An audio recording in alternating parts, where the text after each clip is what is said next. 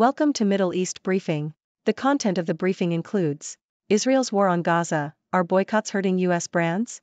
Blinken arrives in Egypt on regional crisis tour pushing Gaza truce deal. Iran at Saudi defense show signals warmer ties in time of war. Blinken seeks progress on Gaza ceasefire for hostages deal in meetings with Egyptian mediators. British ship hit in Red Sea as U.S. destroys Houthi drones, live. Israel's war on Gaza, are boycotts hurting U.S. brands? Al Jazeera.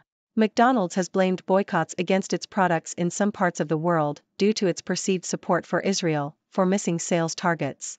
The fast food company is one of several U.S. brands that have been hit by boycotts and protests over their perceived support for Israel's war on Gaza. McDonald's sales growth in the Middle East, China and India was 0.7% in the last quarter of 2023, far below expectations.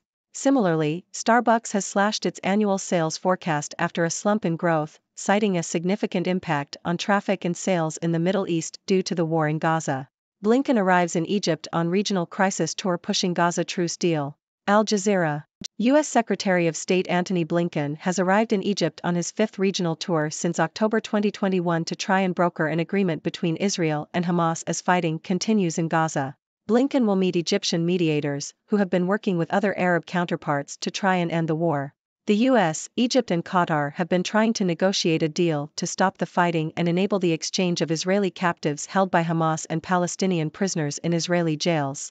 However, it is reported that Israel and Hamas remain far apart in agreeing to the conditions. Iran at Saudi defense show signals warmer ties in time of war. Bloomberg. Iranian military officials attended the World Defense Show in Saudi Arabia this week, signaling cordial relations between the two nations despite the Israel-Hamas war. A delegation from Tehran met with Saudi Arabia's Chief of General Staff, Fayed al-Ruwaili, during the event. This visit follows a meeting last month in Iran, during which the two sides agreed to establish a direct shipping line to facilitate stronger trade. The deepening of relations between Iran and Saudi Arabia at a critical time may give pause to Saudi Arabia's Western allies, including the U.S. Meanwhile, the U.S. has vowed to maintain strikes against Iran's forces and its proxies in the Middle East, and is backing Israel in its conflict with Iran-funded Hamas. Blinken seeks progress on Gaza ceasefire for hostages deal in meetings with Egyptian mediators. Associated Press. U.S. Secretary of State Antony Blinken visited Egypt to meet with Egyptian leaders to negotiate a ceasefire in the Israel-Hamas war in exchange for the release of hostages held by Hamas. Blinken's visit comes amid growing concerns in Egypt about Israel's intentions to expand the combat in Gaza to areas on the Egyptian border that are filled with displaced Palestinians. Egypt has warned that an Israeli deployment along the border would threaten the peace treaty between the two countries.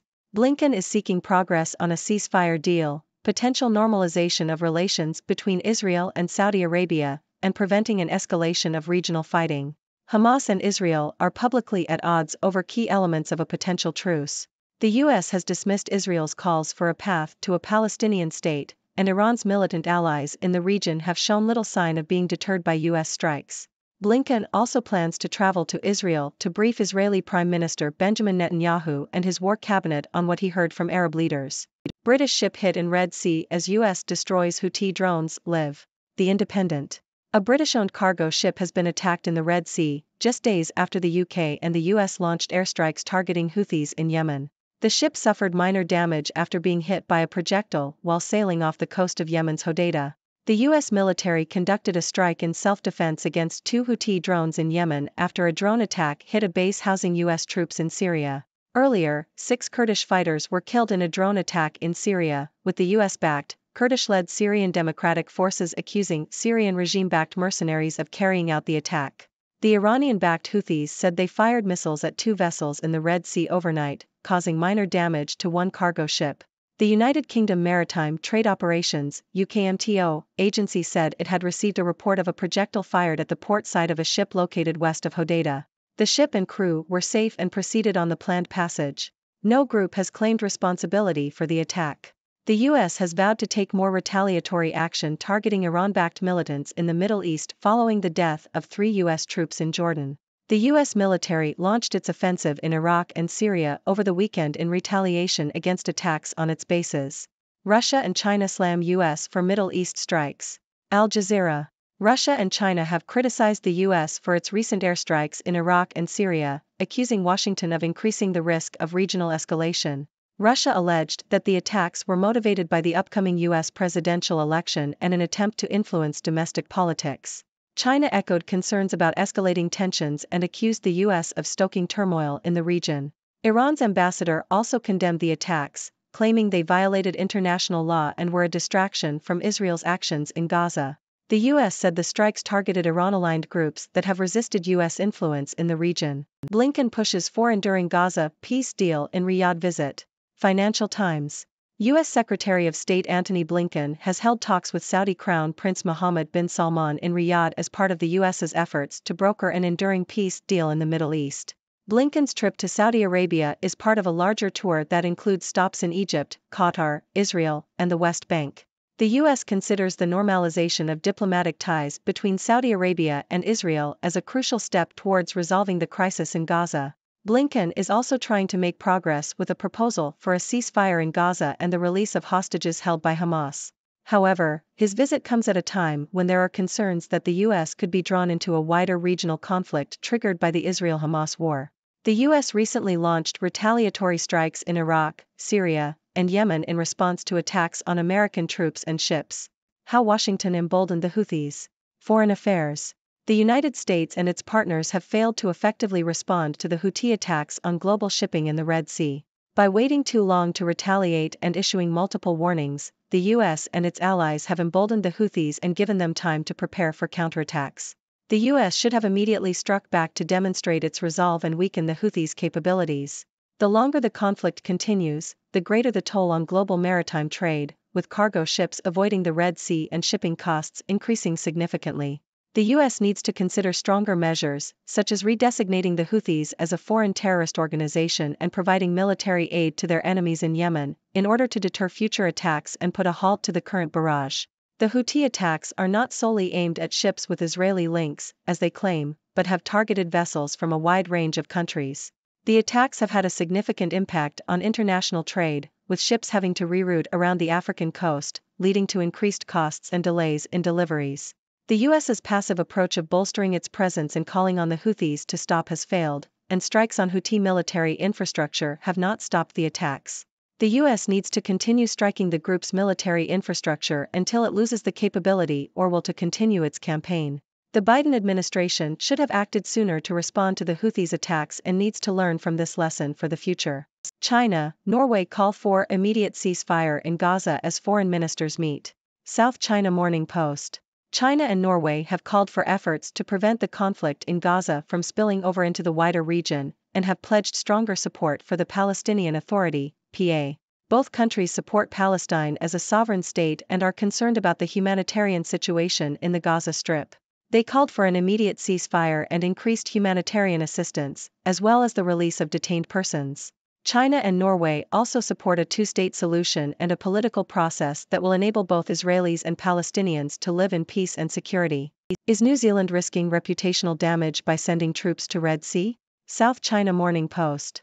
New Zealand's decision to send a defense force team to the Middle East as part of an international alliance to uphold maritime security in the Red Sea has raised concerns about potential reputational damage and strained ties with Pacific nations, Southeast Asia, and China.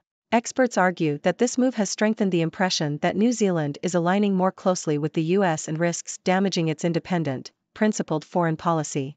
The deployment does not sit comfortably with Wellington's previous diplomacy towards the Gaza conflict, when it twice backed UN resolutions calling for a ceasefire. The closer alignment with the U.S. could also complicate New Zealand's relations with China, its biggest export market.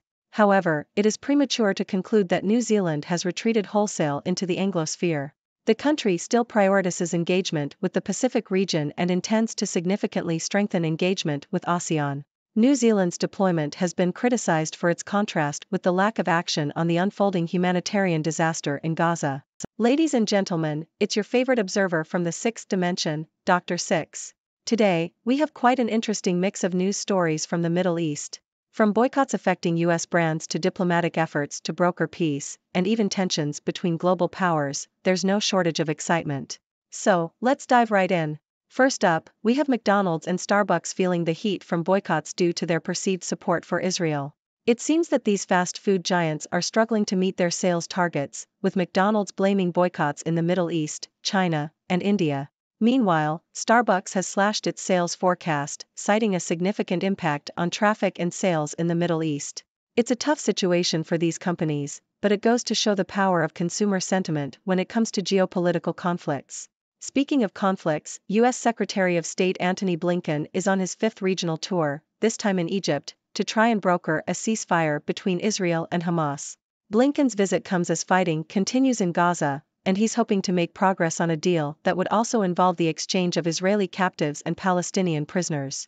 However, it seems that Israel and Hamas are still far apart in agreeing to the conditions. It's a challenging task, but let's hope Blinken can work his magic and bring peace to the region. In other news, we have Iran attending a defense show in Saudi Arabia, signaling warmer ties between the two nations despite the Israel-Hamas war. This development might cause some concern among Saudi Arabia's Western allies, including the US. The US, on the other hand, has vowed to maintain strikes against Iran's forces and its proxies in the Middle East, showing its support for Israel in its conflict with Hamas. It's a delicate balancing act for the US as it tries to navigate its relationships in the region. Moving on, we have a British-owned cargo ship being attacked in the Red Sea, just days after the UK and the US launched airstrikes targeting Houthis in Yemen. The ship suffered minor damage, and the US military conducted a strike in self-defense against Houthi drones. It's a concerning escalation of tensions in the region, with the US vowing to take more retaliatory action against Iran-backed militants. It's a situation that needs to be closely monitored, as it could have broader implications for global security. Now, let's talk about the international response to these events. Russia and China have criticized the US for its recent airstrikes in Iraq and Syria, accusing Washington of increasing the risk of regional escalation. China, in particular, has accused the US of stoking turmoil in the region. It's clear that tensions are high, and it's important for all parties involved to find a peaceful resolution to the conflicts in the Middle East. Finally, we have calls for an immediate ceasefire in Gaza from China and Norway. Both countries are concerned about the humanitarian situation in the Gaza Strip and have pledged stronger support for the Palestinian Authority. They support a two-state solution and a political process that will enable Israelis and Palestinians to live in peace and security. It's encouraging to see international efforts to bring an end to the violence and provide much-needed assistance to those affected. Well, there you have it, folks. A whirlwind of news from the Middle East. It's a complicated and ever-changing landscape, but one thing is clear. Peace is desperately needed. Let's hope that diplomatic efforts and international pressure can bring an end to the conflicts and lead to a brighter future for the region. Now, it's time for you, my dear viewers, to join the discussion. What are your thoughts on these developments? Do you have any ideas or insights to share? The sixth dimension is always open for lively debates and new perspectives. So, don't be shy, let's hear what you have to say. Thank you for tuning in. The content above showcases the latest briefing reports and analytical synopses, thoughtfully curated by the 6Do team. These insights stem from a wide array of reputable media outlets, think tanks, government sources, and specialized experts worldwide. We encourage you to explore these sources for a comprehensive perspective. Keep in mind that while the content may not always align with the official standpoint of 6Do Brief, it's not meant to be taken as absolute directives for decision-making. Comprising seasoned media professionals, learned scholars, and accomplished scientists, the 6Do team embodies a trailblazing, fully independent media entity. To customize 6Do Brief to meet your professional needs, you have the option to subscribe to a diverse array of briefings on our website, 6dobrief.com. Regardless of your location, you can conveniently receive 6Do Brief via email.